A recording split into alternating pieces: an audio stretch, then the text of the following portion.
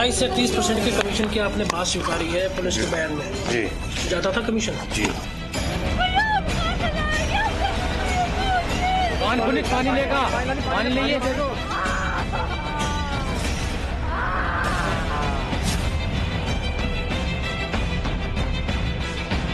उसमें कुछ भी नहीं था, सरिये में भी कुछ नहीं था। हम कह भी रहे मगर जी इसमें कुछ जी हाँ बढ़िया कर रहे, बढ़िया कर रहे। अरे ईंट से टूट रहा है, इतना कच्चा लेंटर था।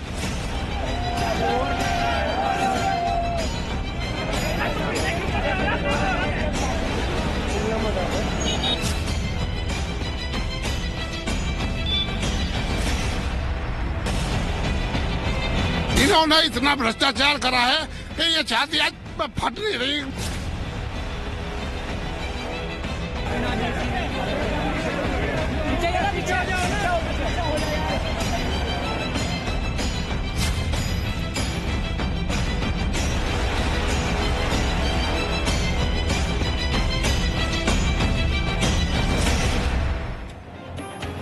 तो यह हादसा नहीं, हत्या है। गाजियाबाद के मुरादनगर शमशान घाट हादसा मामले में कार्रवाई तेज हो गई है। 3 सदस्यों की कमेटी शमशान घाट हादसे की अब जांच करेगी। 3 दिनों में रिपोर्ट देगी जांच कमेटी। टेक्निकल टीम से भी कार्रवाई की जा सकती है। शमशान घाट में बिना नक्शे के निर्माण कार्य किया गया। मुरादनगर के शमशान हादसे में 25 लोगों की जान गई थी। हम उस हादसे की बात करेंगे जिसे हादसा नहीं बल्कि सामूहिक हत्या कहना शायद सही होगा। और इन 25 जिंदगियों के खत्म होने के पीछे है भ्रष्टाचार, कमीशन वाला, भ्रष्टाचार वाला। क्योंकि गिरफ्तार ठेकेदार ने खुद इस बात को कहा है कि अधिकारियों को 25 से 30% तक कमीशन दिया जाता था। गाजियाबाद के मुरादनगर में शमशान की छत गिरी और 25 लोगों की जान चली गई, जिसके बाद 5 आरोपी गिरफ्तार कर लिए गए हैं। लेकिन मौत के इस मातम के पीछे कोई लापरवाही नहीं, कमीशन वाला भ्रष्टाचार है। आरोपी ठेकेदार का दावा है कि उसने प्रोजेक्ट से जुड़े लोगों को 25 से 30% कमीशन दिया। इसके बाद सीएम योगी ने सभी आरोपियों पर एनएसए लगाने का आदेश दिया है और आरोपी ठेकेदार को ब्लैकलिस्ट कर दिया है। लेकिन सबसे बड़ा सवाल यह है कि क्या 30% कमीशन ने 25 जाने ली है?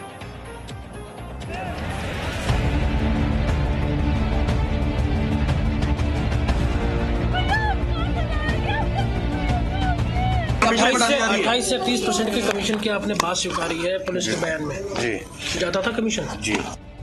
चंद रुपयों में बिक गया ईमान, सिक्कों की खनक में खो गई इंसानियत। गाजियाबाद के मुरादनगर में शमशान की छत गिरी नहीं, गिरा दी गई। यहां मौत आई नहीं बल्कि उसे बुलाया गया है। रुपये ही ईमान धर्म बन गए तो अनहोनी तो होनी ही थी और होकर रही। गाजियाबाद के मुरादनगर में मौत की छत गिरी और 25 जिंदगियों को लील गई। लालच के इस खेल में कौन कौन शामिल था, किस किस ने कमीशन लिया, किस किस का ईमान बिका, आरोपी अजय त्यागी की जुबानी सबका कच्चा चिट्ठा खुल रहा है। 28 से 30% के कमीशन की आपने बात स्वीकारी है पुलिस के बयान में। जी। जाता था कमीशन? जी। कमीशन किस किस को जाता था? कमीशन वो सबको पता है। ये हादसा नहीं, हत्या है। क्योंकि इसके पीछे लापरवाही नहीं बल्कि लालच है। रुपयों की चकाचौंध जिसने 3 ईमान सब कुछ छीन लिया और नतीजा है ये मातम। कार्रवाई अब भी जारी है और 5 आरोपी सलाखों के पीछे है। आरोपी ठेकेदार अजय त्यागी के साथ ही संजय गर्ग को भी गिरफ्तार कर लिया गया है।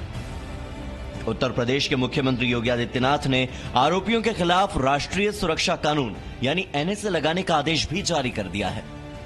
पूरे नुकसान की वसूली आरोपी इंजीनियर और ठेकेदार से करने के भी निर्देश दिए गए हैं और ठेकेदार को ब्लैकलिस्ट करने का भी आदेश है।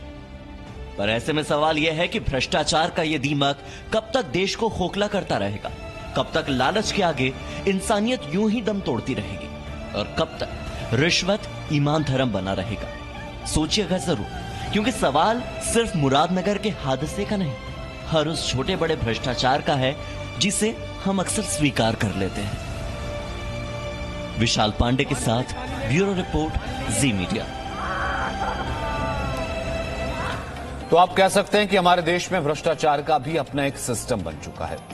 इसे आप उत्तर प्रदेश में पिछले वर्ष हुए एक सर्वे से समझ सकते हैं। इस सर्वे में 74% लोगों ने बताया था कि वो हर वर्ष किसी न किसी काम के लिए रिश्वत देते ही देते हैं।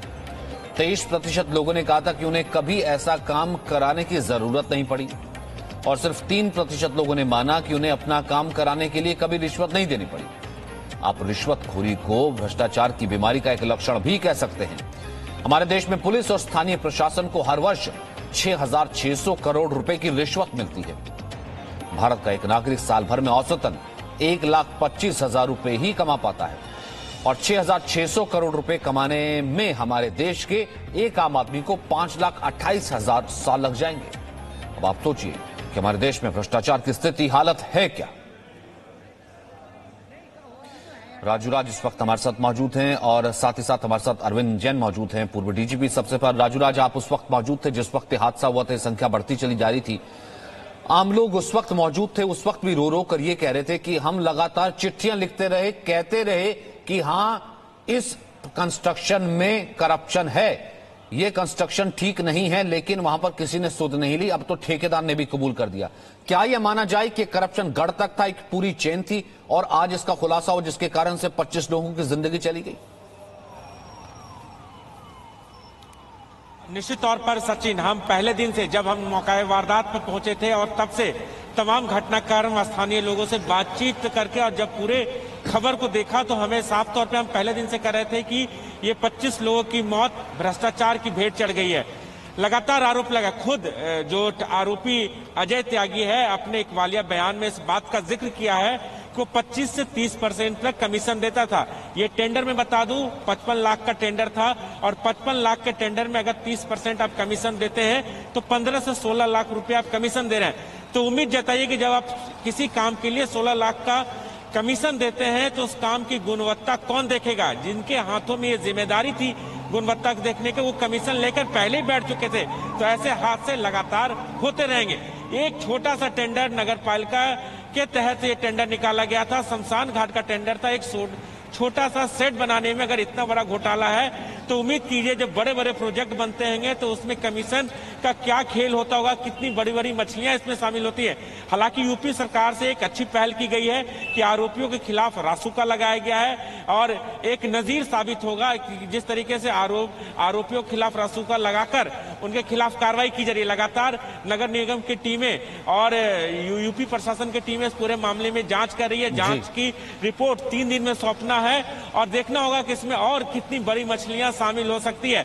55 लाख के टेंडर में अगर आप इतना रकम देते हैं तो अंदाजा लगाया जा सकता है। दूसरी बात है, इसमें एक और आरोपी की गिरफ्तारी हुई है, संजय गर्ग, जो आरोपी अजय त्यागी का सहयोगी कंपनी आप कह लीजिए, उसके साथ मिलकर अजय त्यागी ने टेंडर लिया और इसको सबलेट कर दिया, यानी दूसरे लोगों से काम कर रहा है। तो इसकी भी जांच होनी बहुत जरूरी है कि टेंडर किसी और को देता है, काम किसी और से कराया जाता है। सरकार ने जो है इसको लेकर के सीरियसनेस दिखाई है, आरएसए रासुका लगाया और उसके बाद हम ये कह सकते हैं कि आगे भी इसके साथ जितने लोग जुड़े हुए हैं, जो ठेकेदार ने कबूलनामा किया है, उन पर भी शिकंजा कसा जाना चाहिए, क्योंकि अगर ये पूरी चेन है उसे ब्रेक करना बहुत जरूरी है। एक बार हम सुन लेते हैं, जिस वक्त पूछा रिपोर्टर ने उस ठेकेदार से कि आखिरकार इसके पीछे भ्रष्टाचार था, तुमने ऐसा क्यों मटेरियल इस्तेमाल किया, क्या था, क्या कहना था उसका, एक बार सुनते हैं। कमीशन की आपने बात स्वीकारी है पुलिस के बयान में। जी जाता था कमीशन? जी कमीशन किसको जाता था कमीशन? वो सबको पता है। एक मिनट जाना कमीशन की आपने बात स्वीकारी है पुलिस के बयान में। जी जाता था कमीशन? जी किसको जाता था कमीशन? वो सबको पता है। वहीं मुरादनगर हादसे में 5 लोग गिरफ्तार किए गए हैं। सीएम योगी ने एक्शन लिया है, आरोपियों के खिलाफ एनएसए लगाने का आदेश दिया है। आरोपी ठेकेदार को ब्लैकलिस्ट भी किया गया है, इंजीनियर से वसूली भी की जाएगी, ऐसा कहा गया है। वहीं ठेकेदार अजय त्यागी ने रिश्वत की बात कबूली है। प्रोजेक्ट से जुड़े लोगों को उसने कहा कि 25 से 30% कमीशन उसने दिया। बजट बढ़ाने के लिए 16 लाख रुपए दिए। 3 जनवरी को मुरादनगर के शमशान की छत गिरी थी। लेंटर गिरने से 25 लोगों की मौत हुई थी। राजू राज हमारे साथ बने हुए हैं और साथ ही साथ अरविंद जी मौजूद है। अरविंद जी, अगर एक सपोज कीजिए शमशान घाट बनाने के लिए, शमशान घाट हम सभी जानते हैं सर, अब इसमें क्या कहना है, शमशान घाट बनाने के प्रोजेक्ट में किसी ठेकेदार को 50 लाख में से 16 लाख रिश्वत देने पड़े और अधिकारी और जो है जितना डिपार्टमेंट है वो रिश्वत के लिए ले जाए, बाकी क्या कंस्ट्रक्शन होगा और बाकी जगहों का तो कहना क्या कि करप्शन किस स्तर तक घुसा होगा जब शमशान घाट को ये नहीं बख्शा गया और 25 लोग ऐसे मर गए। इनको मौत के सौदागर कहा जाना चाहिए। ये मैं स्पष्ट करूं कि जब से ये जिला पंचायतों में, नगर पंचायतों में, ग्राम पंचायतों में बहुत अधिक धनराशि जाने लगी है, और इसकी मॉनिटरिंग कोई प्रॉपर होती नहीं। इसीलिए आप देखिए इसमें माफिया सब एंटर कर गए। जिला पंचायत सदस्य हैं, ब्लॉक प्रमुख हैं, जिला पंचायत अध्यक्ष हैं, नगर पंचायत अध्यक्ष हैं, ये सब जो है बहुत ही प्रभावशाली और बड़े मजबूत किस्म के लोग इसमें एंटर कर रहे हैं। और इसका कारण केवल यही है कि इसमें बहुत अधिक करप्शन है। मुझे बड़ा इस बात को पढ़कर अचंभा हुआ कि जो वहां के नगर पालिका अध्यक्ष हैं उनके खिलाफ FIR नहीं की गई। ये सबसे बड़े करप्शन के गढ़ ये नगर पालिका के अध्यक्ष होते हैं। इनको भी, इनके खिलाफ भी कार्रवाई होनी चाहिए। पूरे उत्तर प्रदेश की बदनामी हुई है इस घटना से। हालांकि मैं इस बात के लिए पूरा क्रेडिट देना चाहूंगा मुख्यमंत्री जी को कि उन्होंने बड़े सख्त कार्रवाई के आदेश दिए हैं। ये जो EO वगैरह हैं इन सब पे भी NSA लगना चाहिए और कड़ी से कड़ी कार्रवाई इन सब के खिलाफ की जानी चाहिए। और पूरा जितना इसमें करप्शन है, ये 25-30% तो आप इसको कह रहे हैं, 20-25% ये खुद अपना बचाएगा, तो वहां पे लगेगा क्या? वहां पे लगेगा क्या? हाँ, तो ये जो है, ये जो ग्राम पंचायत हैं, नगर पंचायत हैं, जिला पंचायत हैं, इन सब की भी बड़ी प्रॉपर मॉनिटरिंग की इनके एक्सपेंडिचर कहां हो रहे हैं, ये हमारे देश में कराए जाने की जरूरत है। और सर इस पर क्या जिसे हम हमेशा ये कहते हैं कि इसके पीछे कानूनी कार्रवाई होनी चाहिए। ठीक है, RSA लग गया, यहां पर हो गया। अमूमन ये होता है कि उनको लगता है कि क्योंकि कानून थोड़ा सा लचर है या फिर ठीक है करप्शन का इल्जाम लगेगा और उसके बाद साल या 2 साल हो सकता है कि कोई छोटा वो ठेकेदार होता भी नहीं है, कोई सब ठेकेदार जिसको ठेका दिया था उसको जेल हो जाएगी, लेकिन ऊपर से ये सब कुछ वैसे ही चलता रहता है। क्या आपको जरूरत है पुलिस की मिलीभगत और इस नेक्सस को भी तोड़ने की सर? और जरूर यहां पर तो रहा होगा कहीं ना कहीं।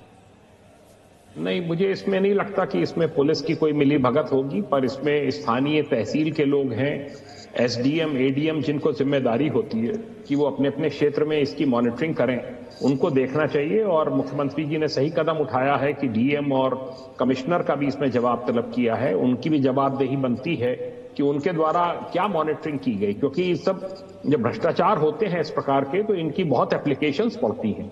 और आप देखिए, थर्ड पार्टी इसमें वेरिफिकेशन कराया गया था।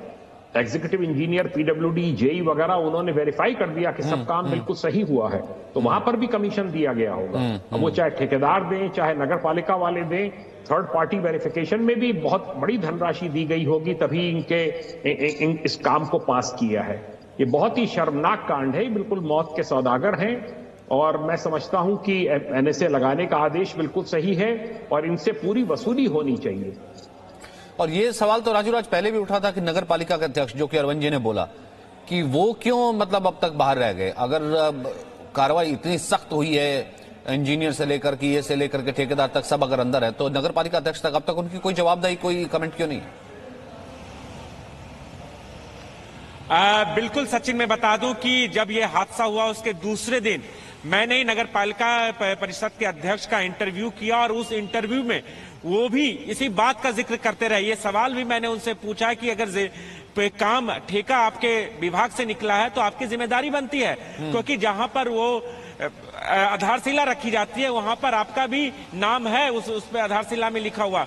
तो उन्होंने अपने आप को क्लीन चिट दिया और साफ तौर पे कहा कि इसमें जितने भी बड़े अधिकारी हैं कंप्यूटर के जरिए सिलेक्ट किया जाता है टेंडर, और उसके बाद एक ठेकेदार को ठेका दिया जाता है और उसके बाद EO और जूनियर लेवल के अधिकारी, JE लेवल के अधिकारी इसे जांच करते हैं। लेकिन उन्होंने अपने आप को क्लीन चिट दिया। लेकिन सवाल लगातार उन पर उठ रहा है कि आपकी जिम्मेदारी बनती है, अगर काम दिया गया है, ठेका दिया गया है और 30% कमीशन की बात खुद आरोपी इस बात को कबूल कर रहा है, तो कहीं ना कहीं उनके खिलाफ भी कार्रवाई बनती है। और पुलिस से जब इस मामले की सवाल जब हमने उनसे पूछा, उनका कहना है कि इस पूरे मामले की जांच की जा रही है। अगर नगर पालिका परिषद के अध्यक्ष का नाम सामने आता, उनका इन्वॉल्वमेंट आता, तो उनके खिलाफ भी कार्रवाई की जाएगी। लेकिन पूरे नेक्सस, अगर इस पूरे मामले की जांच की जाए सचिन, तो पूरे नेक्सस को तोड़ना बहुत जरूरी है, तभी एक ये नजीर साबित होगा जितने भी इस केस के आरोपी हैं। क्योंकि 25 लोगों की मौत हुई है, 16 से 17 लोग अस्पताल में जिंदगी और मौत से जूझ रहे हैं। तो ऐसे में सवाल ये खड़ा होता है कि जो 304 का मुकदमा दर्ज किया गया है, क्या 302 में नहीं हो सकता था? ये भी एक सवाल लगातार आसपास के लोग उठा रहे थे। लोगों का आरोप था क्योंकि 25 लोगों की बेवजह जान गई है, तो आरोपियों के खिलाफ कार्रवाई की गई है, गिरफ्तार किया गया है, रासुका लगाया गया है। लेकिन इस चैन में जो भी बड़ी मछली है उनके खिलाफ भी कार्रवाई होने की बात सामने आ रही है। अगर फेयर जांच होती है इस पूरे मामले में, तो निश्चित तौर पर नगर पालिका परिषद के अध्यक्ष की भी जिम्मेदारी इस पूरे मामले में बनती है। तो लेकिन अब तक क्यों नहीं बनी? अगर ये सवाल उठा, मीडिया में आया, आपने सवाल पूछा, और जाहिर सी बात है कि आपकी नाक के नीचे अगर कुछ चल रहा है, आपके ईओ है जो कि अब अंदर हो चुके हैं, जेई है जो कि अंदर हो चुके हैं, आरएसए लग चुका है, तो क्या आपको पता भी नहीं है कि ये सब साइट्स पे जा रहे हैं, मंजूरी दे रहे हैं, और कैसे मंजूरी दे रहे हैं बगैर कमीशन के?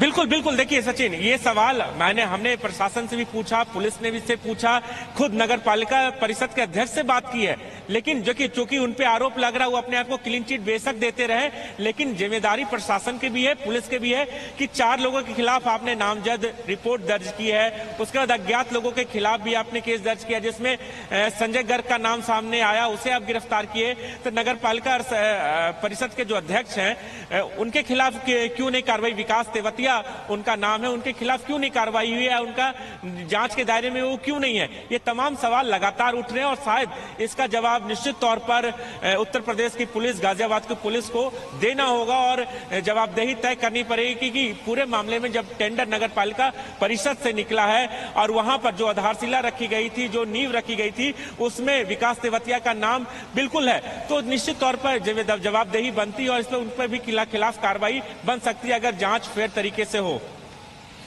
जांच फेयर तरीके से हो। अब इस लाइन को आगे कैसे मैं एक्सटेंड करूं अरविंद जैन जी? जांच फेयर तरीके से हो, जो कि अब तक पूरा सिस्टम इस तरीके से रहा है कि पहले तो पता ही नहीं लगता है, फिर पता लगे तो कोई छोटी मछली फंसा दी जाती है, फिर कोई वो बाहर नहीं आता। अब मामला लग रहा है कि आरएसए लगाया गया है, जांच सही तरीके से हो तो कई बड़े निपट सकते हैं। अब ये जांच सही तरीके से हो का मतलब कैसे लगाया जाए सर? इसमें फ्री एंड फेयर कैसे? देखिए, मैं समझता हूं एडीजी मेरठ जोन को इसका जिम्मा सौंपा गया है, जो मैंने पेपरों में पढ़ा। मेरठ एडीजी मेरठ जोन जो है वो बहुत ही कर्तव्यनिष्ठ और बहुत ही ईमानदार अधिकारी हैं, बहुत तेज तर्रार अधिकारी हैं। उनको चाहिए इसमें एसआईटी का गठन करें, इसमें बहुत ही कॉम्पिटेंट और ईमानदार लोगों को, वरिष्ठ अधिकारियों को भी इसमें रखा जाए, जिससे कि किसी सब इंस्पेक्टर या इंस्पेक्टर लेवल पर केवल तफ्तीश सिमट के न रह जाए। और इसकी मॉनिटरिंग एडीजी जोन को खुद करनी चाहिए, पूरी इन्वेस्टिगेशन की, किस किस के क्या बयान आ रहे हैं। जैसे अजय त्यागी ने बयान दिया है, पूरा खुलासा होना चाहिए कि इन्होंने कितने % कमीशन किसको दिया, एग्जीक्यूटिव इंजीनियर पीडब्ल्यूडी को किसने कमीशन दिया, थर्ड पार्टी जो वेरिफिकेशन हुआ था। ये सब चीजें जो हैं ये ब्लैक एंड व्हाइट में आनी चाहिए और इन सब के 164 में बयान होने चाहिए, क्योंकि कुछ दिनों के बाद ये सब अपने बयान से मुकर जाएंगे कि मैंने दबाव में बयान दिया था। 164 में कोर्ट में बयान करा दिए जाएं और उसके बाद चार्जशीट लगाई जाए। 304 में भी देखिए 10 साल की सजा का प्राविधान है और कोई इसमें 302 एक्चुअली ऐसा होता है कि कोई इसमें प्रूव करना बड़ा मुश्किल होगा कि 302 है ये मर्डर नहीं है, ये होमिसाइड अमाउंटिंग टू, ये आप उसी कैटेगरी का है ये 304 और 302। इसमें सख्त कार्रवाई हो, सख्त चार्जशीट लगाई जाए, गवाहों के ठीक से बयान लिए जाएं, जो टेक्निकल टीम्स हैं इसमें वो पूरे मसाले की, सब चीजों की गुणवत्ता की जो रिपोर्ट देंगी उनको इसमें सम्मिलित किया जाए। मैं नहीं समझता कि इसमें 10 साल से सजा कम किसी को भी हो पाएगी। बहुत बहुत शुक्रिया सर। उम्मीद ये करते हैं कि जैसा कि आपने कहा कि जिन्हें जांच सौंपा गया है वो कर्तव्यनिष्ठ अधिकारी हैं और एक ऐसा चीज जांच और कम से कम एक नजीर बने, क्योंकि भले छोटे शहर हों, उत्तर प्रदेश के कम से कम छोटे शहर हों, तमाम शहर हों, वहां पर जिस तरीके से करप्शन जो है ये नगर निगमों में या फिर ब्लॉक स्तर, पंचायत स्तर पर जब से ये फंड ज्यादा आने लगे हैं और क्योंकि उसकी जवाबदेही बहुत, ट्रांसपेरेंसी बहुत ज्यादा नहीं है, इस कारण से इस तरह के हादसे हुए हैं और ये 25 लोगों की जो जिंदगी खत्म हो गई है, 25 लोगों की कहीं ना कहीं मौत है। फिलहाल गाजियाबाद की गुनहगार 4 तस्वीरें आपके सामने। एक छोटे से ब्रेक के लिए रुक गए। Presenting B News app available on Google Play and App Store. Download it now.